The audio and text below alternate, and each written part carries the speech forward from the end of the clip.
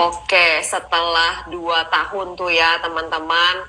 Nah, kemudian ada beberapa pertanyaan yang terkait dengan tema kita hari ini yang menyiasati market yang sedang sulit.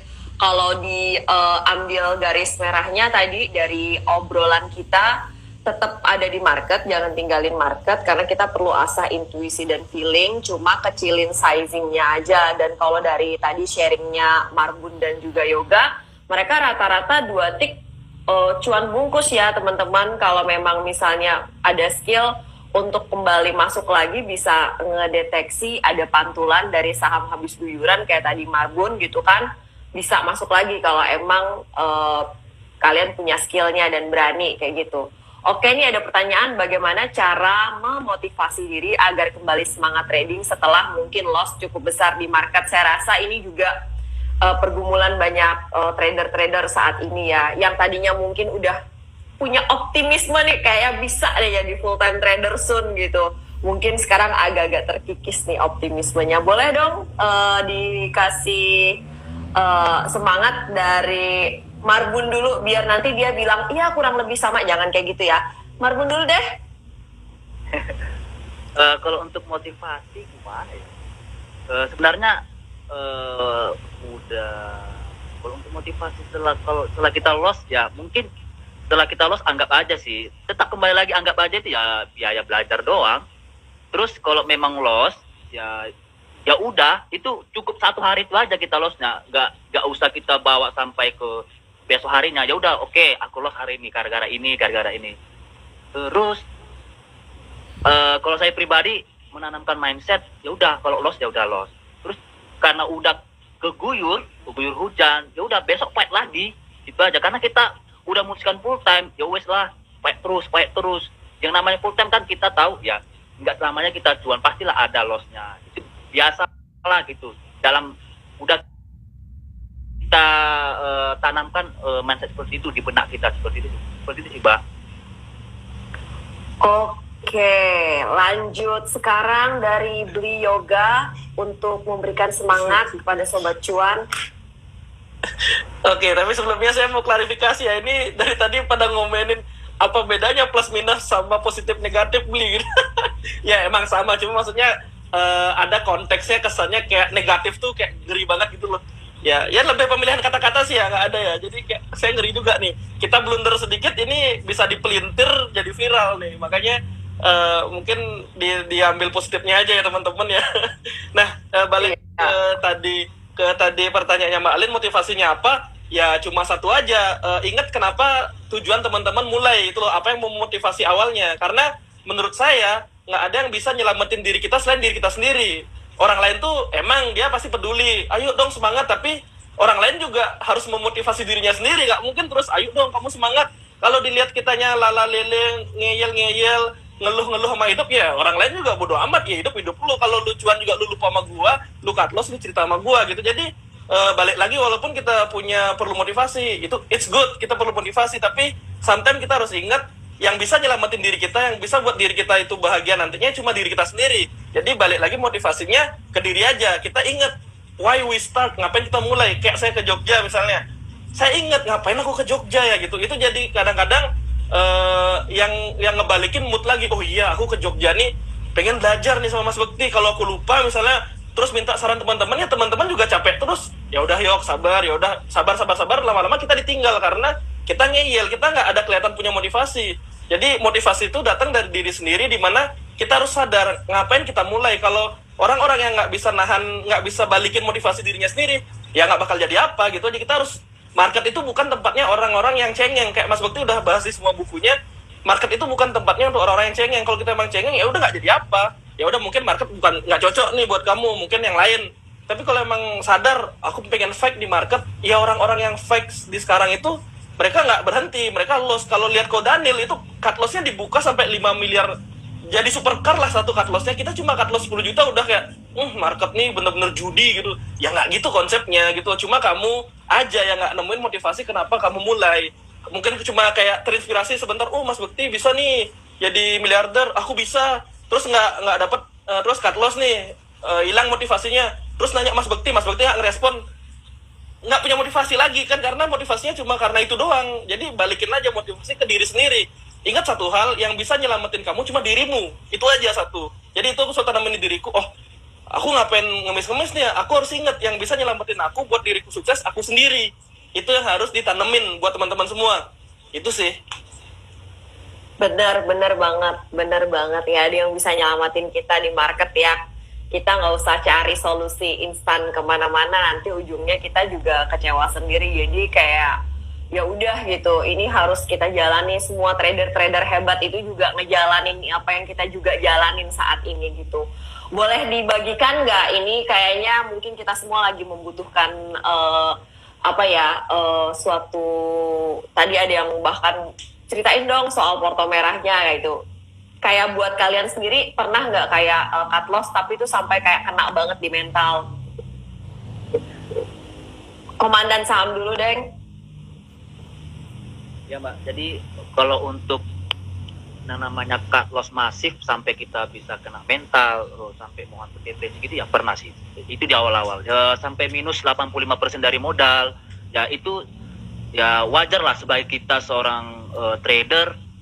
Karena dengan itu semua, ketika kita seperti itu nanti bakalan menjadikan kita untuk sebagai apa dibilang ya? Sebagai apa dibilangnya, Beli? Susah juga dibilang. Coba bantuin, Bli.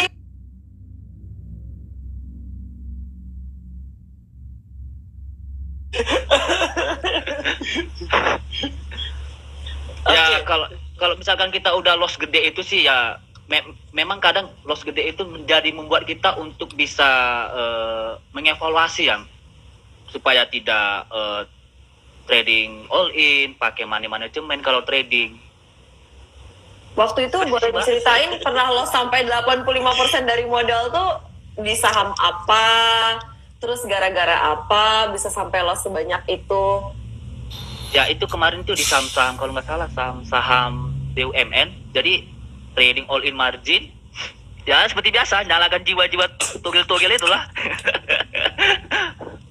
Baru-baru aja atau kapan nih, Marbun? Oh, kalau yang minus sampai gede itu 2 tahun yang lalu, Mbak. 2 tahun yang lalu. Okay. Nah, jadi dari situ saya bisa belajar gitu. Oh, trading itu harus seperti ini loh. Harus punya cash. Harus membuat money manajemennya seperti apa supaya tidak terulang kesalahan yang kemarin itu. Seperti itu sih, Mbak. Kamu pemulihan mentalnya waktu itu kayak gimana? Kan banyak banget itu kalau 85% dari modal. Jadi sempat 1 minggu itu saya nggak pernah trading, nggak lihat RTI bisnis, pokoknya tidak melihat market selama 1 minggu.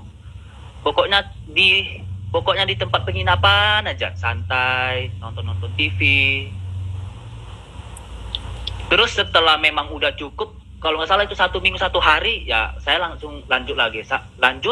Ya udah deposit lagi, wes deh, semangat lah karena sudah keguyur ini sangat dalam, ya wes lah, semangat lah. Penting sedangkan yang lain aja bisa kok, masa kita nggak bisa, ya wes. Jadi tak tanamkan dalam diri sendiri itu supaya bisa gitu.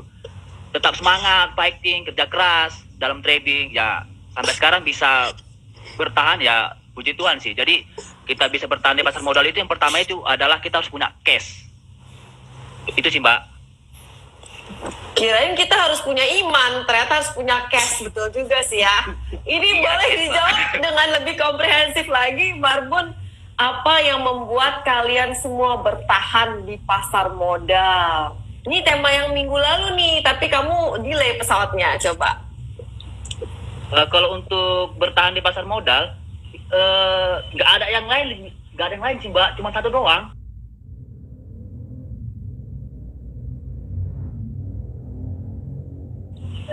Kita ada cash. Itu aja sih, Mbak. Ini kelihatannya bercanda, tapi itu sesungguhnya nyata ya teman-teman. Kalau udah nggak ada duitnya gimana? Yang mau di-CL-in juga nggak ada, yang mau didonasin ke market juga nggak ada gitu ya. Coba kita dengerin jawaban yang versi serius, karena Sobat Cuan udah mulai berkomentar. Yang di sampingnya ketawa-ketawa aja. Ya baiklah, ini jawaban versi serius dari Bli Yoga. Oke, kalau ngomongin cut loss gimana mentalnya dan lain-lain itu, ya itu pertama sebenarnya kita harus akui dulu kalau kita cut loss itu artinya kita udah salah posisi, kita salah entry. Biasanya yang terjadi di teman-teman dan saya sering rasain juga ketika kita cut loss itu kita bukannya evaluasi, kita ngeblame siapa yang ngasih tahu kita misalnya beli saham A, B, C, kita kebawa emosi, kita kebawa, oh ini kayaknya naik. Nah, kita itu lupa kalau kita itu entry-nya itu karena kita sendiri yang salah posisi dan kita harus cut loss ya karena kita juga yang nge-cut loss. Jadi bukan ada karena orang lain, walaupun memang misalnya kita tahu orang-orang tertentu ngasih tahu saham A, B, C. Nah, kita pasti otomatis yang nyalahin pertama nyalahin doi. Wah, kok nyuruh beli saham ini, aku jadinya cut loss, rugi, hilang modalku, bla bla bla. Itu sering banget. Itu yang ngebuat pertama kita jadinya bete karena kita nganggap kesalahan kita karena dia. Enggak. Yang harus kita akui pertama, ketika kita cut lossnya sampai kena mental, mungkin pasti kita akan marah, bete, tapi setelah itu kita harus sadar ini kesalahan kita. Kita kalau emang mau bertahan, balik lagi ke tujuannya. Mau nggak beneran jadi full time trader atau trader yang emang konsisten di market? Ya kita evaluasi itu. Nggak ada jalan pintas lain, nggak ada namanya shortcut. Oh besok kita misalnya ikut apa gitu biar besok bisa cuan konsisten. Nggak ada. Itu tuh perlu pelan-pelan mental kita tuh pasti harus diperbaiki dulu. Kita dengan cara misalnya kita udah inget nih harus, makanya kita evaluasi dan sehingga besoknya ketika kita entry kita udah tahu nih, oh kemarin jebakannya di sini nih, jangan dicoba. Kalau nyoba lagi ibaratnya jatuh di lubang yang sama. Jangan, tunggu dulu, pelan-pelan dulu. Kalau memang mentalnya belum kuat, kecilin aja sizingnya, jangan terlalu pede kayak sebelumnya. Kecilin sizingnya sampai dapetin kita punya keberanian lagi. Wah, kita udah berani lagi nih. Nah, pelan-pelan naikin lagi. Nah, udah pede banget, ya udah masuk lagi. Kalau emang loss lagi, evaluasi lagi dan lakukan itu terus-menerus. Saya yakin teman-teman pasti bisa. Secara teori ngomong gampang banget, pasti bilang gampang banget. Ya memang ngomongnya gampang, tapi kan kita kalau ngelihat secara long term-nya, kalau kita terus bisa kayak gitu, kita pasti akan ngerasa kita yang sekarang ini beda sama kita yang awal di market. Yang dimana di market, kita ketika cut loss pasti nyalahin orang. Jadi rubah itu habit yang kecil banget kelihatannya, kayak mungkin sekedar niatnya bercanda, tapi saya rasa bercandaan kita itu 80%-nya adalah isi hati. Jujur aja, misalnya kita bercanda, wah gara-gara ini nih, niatnya bercanda, wah kamu buat aku cut loss, lama-kelamaan, itu tuh curahan hati yang jadi bercandaan beneran. Jangan kayak gitu, hilangin itu kebiasaan yang jelek banget buat teman-teman. Saya sering lihat di grup, adalah grup, ketika dia cut loss pasti nyalahin itulah pertama. Waduh, ini kebiasaan yang nggak baik nih, makanya saya kalau kayak gitu ya nggak usah nyalahin doi, saya salahin diri saya sendiri, kok goblok banget sih hari ini, kok gagal lagi sih di sana gitu. Jadi itu dia, kita perlu ngegemplang diri sendiri ketimbang dia mah ketawa-ketawa aja. Dia bisa nggak share yang lain, ini cuan kok kamu enggak, ya kita makin depresi lagi karena loh ternyata kita yang goblok sendiri. Jadi kita jelek banget rasanya ketika orang lain yang ngasih tahu kalau lu tuh goblok gitu loh. Mending tahu sendiri, wah aku nih salah nih gitu. Jadinya rasanya lebih enak kalau kita yang sadar dari diri sendiri. Habis itu evaluasi, kecilin sizingnya aja, nggak apa-apa dibilang apapun itu lotnya kok kecil bla bla bla, nggak apa-apa.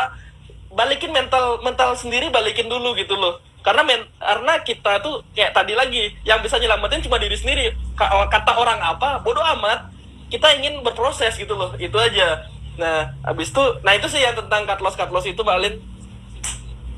Iya, itu ya teman-teman semua, semoga bisa membantu kita semua untuk tetap semangat. Kalau memang ada tujuan yang belum tercapai nih di market tadi, berarti harus ingat-ingat lagi apa alasan kita masuk ke market. Kalau saya pribadi sih sebenarnya enak aja gitu ya kalau lihat teman yang udah tradingnya tuh mantep banget, ajak gitu ya, kayak ya mantengin market sebentar, cari cuan ya lumayan buat biaya operasional 1 bulan, asik.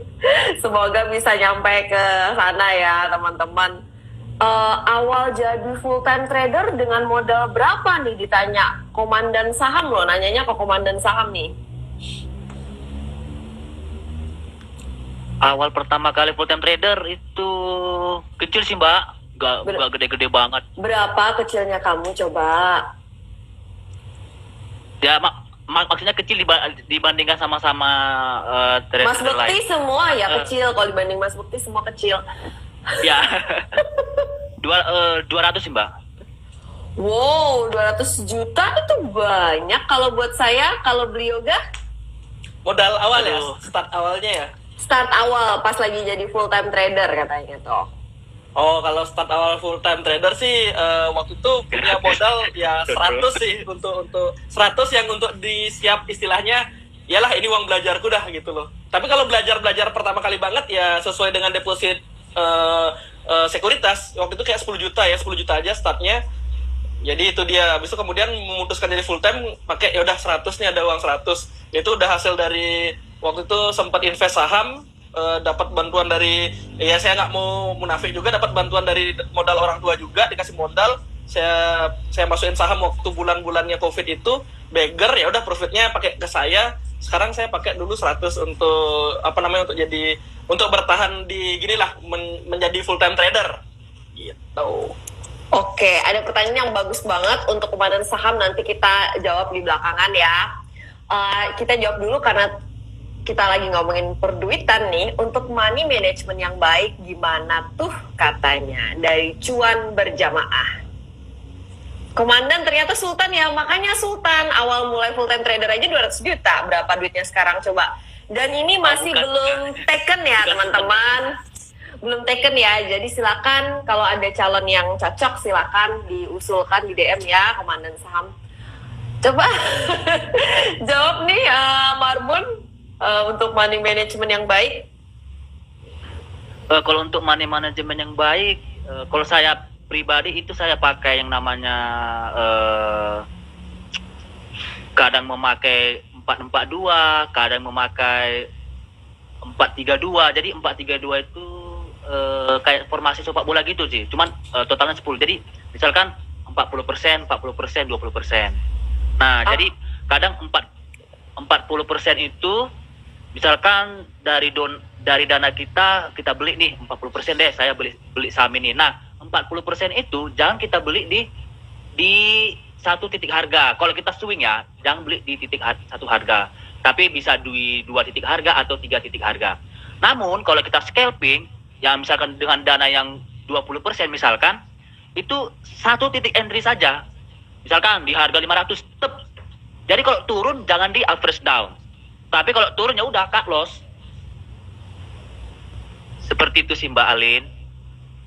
Gimana teman-teman sudah paham?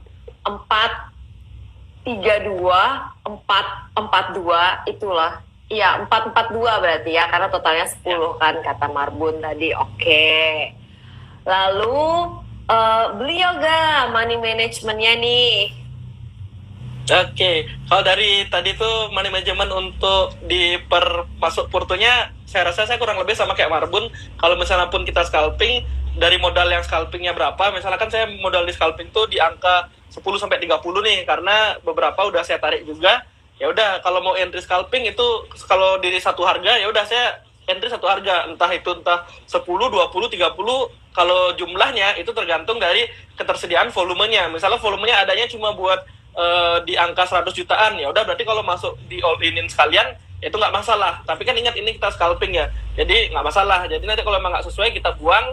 Tapi kita nggak kayak judi. Tadi itu banyak yang ngekoreksi saya, kalau nggak kuat dibuang, bukan artinya judi. Justru karena kita tahu dia nggak kuat, kita buang. Kenapa kita nggak tahu? Karena kita analisa. Bukan kalau kita berjudi ya kita emang pure tebak-tebakan. Tapi karena kami analisa dan kami tahu ini nggak kuat, ya kami buang. Bukannya landasannya karena judi. Emang karena itu ada pertimbangannya. Pertimbangannya matang banget. Itu bisa dilihat dan itu bisa dianalisa. Bukannya yang emang feelingmologi banget. Enggak. Tapi kalau Marbun ya emang dia lebih pro itu pertogelan. Kalau saya emang ngelihat, kalau saya lihat overnya dibuang terus, overnya makin atas makin tebal, bidnya makin lama makin berkurang, dibuang barangnya, saya ikut buang. Jadi bukan perjudian, tapi lebih ke kita tahu nih posisi bid overnya yang bakal nggak kuat gimana, yang kuat gimana, kayak gitu. Nah untuk swing, saya rasa sekarang untuk di swing saya masih udah terlanjur masuk, jadi masih belum kena batas stop loss. Jadi kalau udah kena batas stop loss, saya rasa saya akan buang. Jadi untuk swing saya udah masuk karena saya rasa saya dan teman-teman juga adalah korban yang kita kira akan ada window dressing.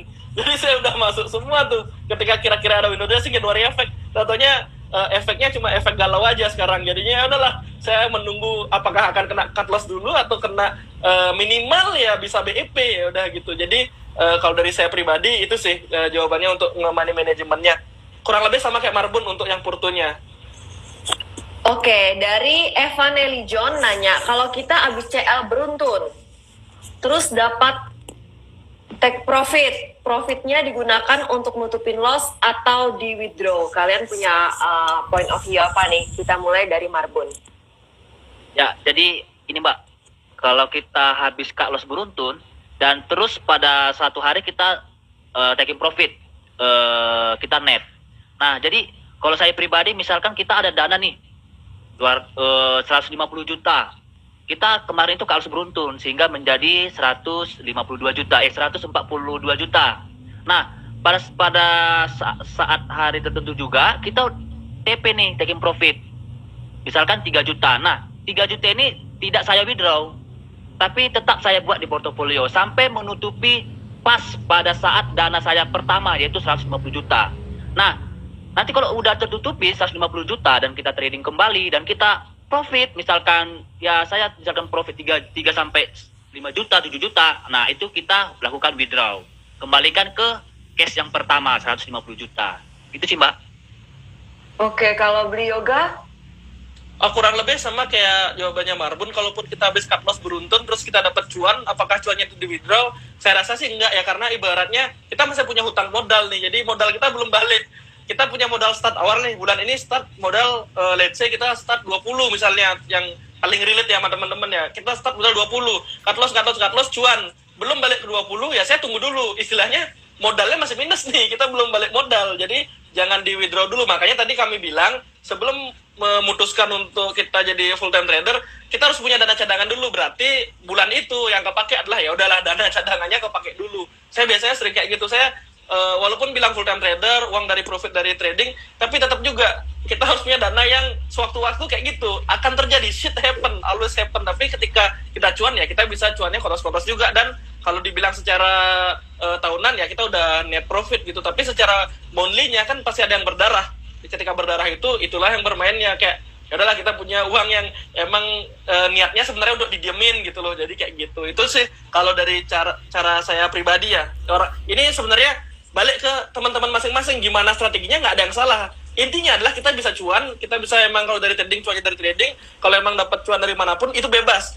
Itu semua orang bebas mau cuan dari manapun. Seenggaknya tujuan kita kan ya satu, kita yang penting kita mencapai goals kita. Mungkin goalsnya beda-beda, dan goalsnya mungkin emang jadi full time trader ya udah. Tapi kan kalau saya pribadi ya seenggaknya nanti untuk kedepannya saya punya cukup dana yang ya buat ke nanti misalnya menikah, buat nanti anak dan istri dan lain-lain dan keluarga. Ya itu sih goal saya. Makanya saya rasa goal itu jangan cuma saklek, aku mau jadi full time trader. Kalau udah jadi full time trader ya nggak punya goals lagi dong gitu loh. Jadi kita harus ada goals long termnya juga gitu loh. Makanya saya rasa saya nggak orang yang saklek jadi full time trader tuh enggak. Saya rasa di mana ada opportunity bisa cuan ya udah saya sikat aja, kayak YouTube saya sikat.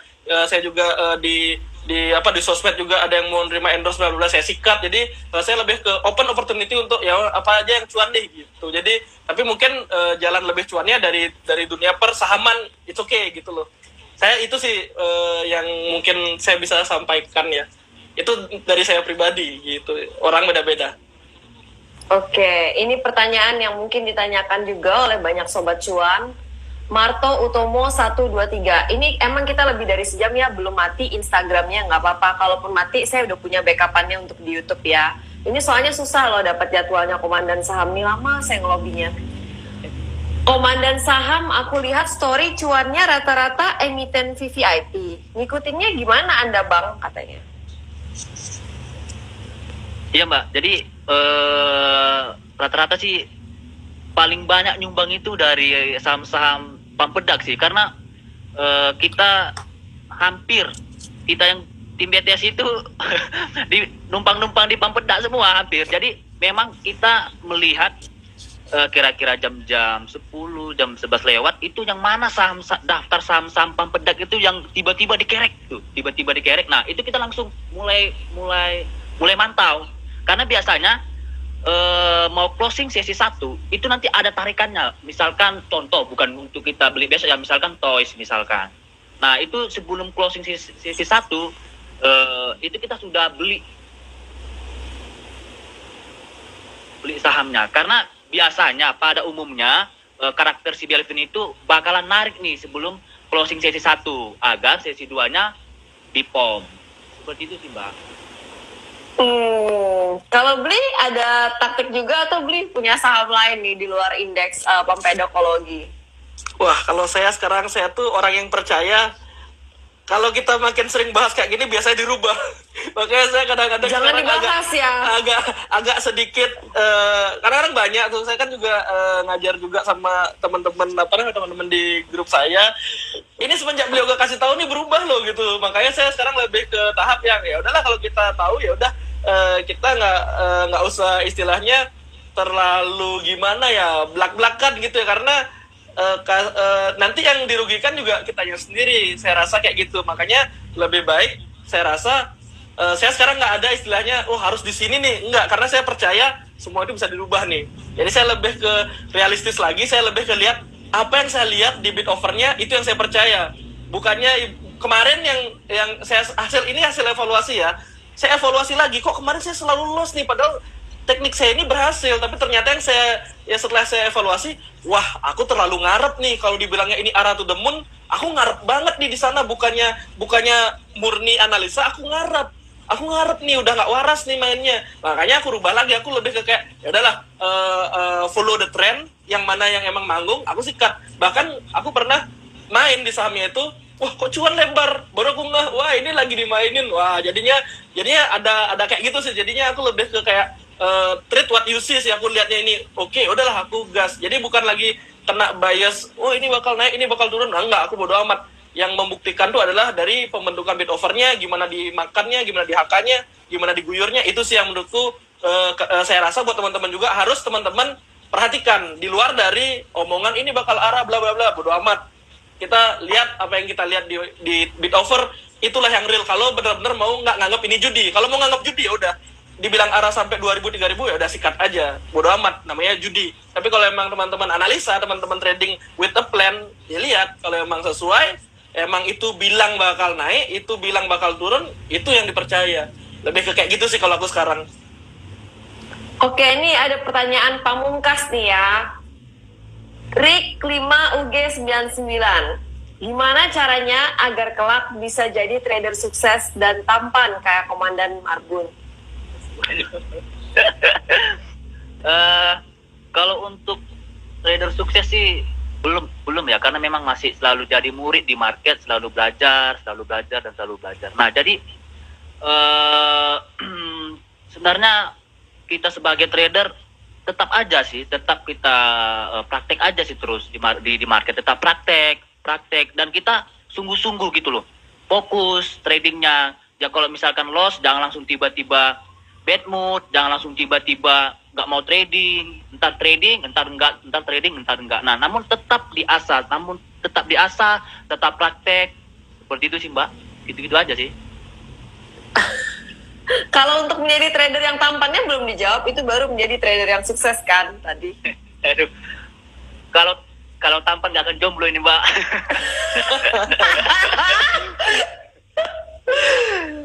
Belum tentu loh, karena kan ketampanan atau kecantikan itu kan in the eyes of the beholder katanya kan, orang yang lihat loh.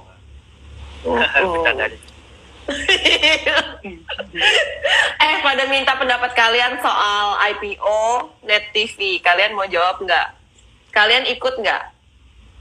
Yoga.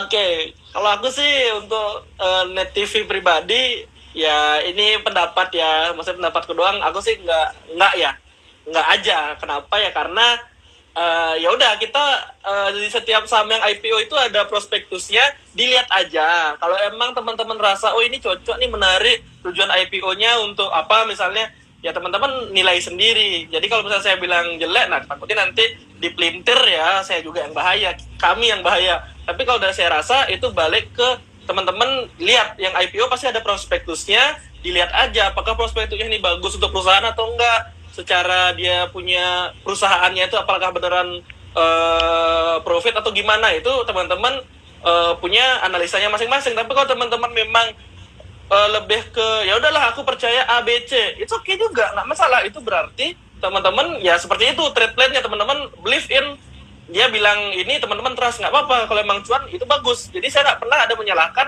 kalau teman-teman ikut terus cuan, ya udah nggak apa-apa, it's okay. Tapi ingat someday kamu pasti